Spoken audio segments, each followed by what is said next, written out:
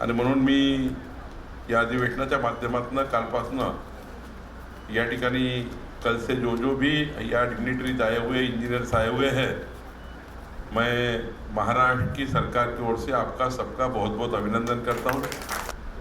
खरं तर आज आपल्या देशाची जी उंची आहे,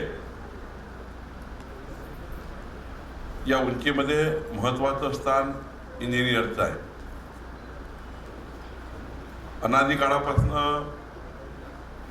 या देशाच्या एकंदरीत जडणघडणीमध्ये इंजिनियर्सनी आपल्या जीवनातलं मोठं योगदान स्वातंत्र्यपूर्वीच्या काळातही आणि स्वातंत्र्यानंतरच्या काळातही या ठिकाणी दिलं आहे।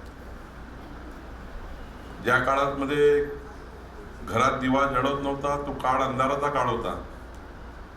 अंधाराच्या काळाकडून उजेडाच्या काळाकडे जो मोठा प्रवास या देशाचा राहिला आहे, हा प्रवास केवळ आणि केवळ आपल्या देशाचे इंजिनियर्स यांनी केलेल्या योगदानामुळे आपल्याला दिसतो आहे।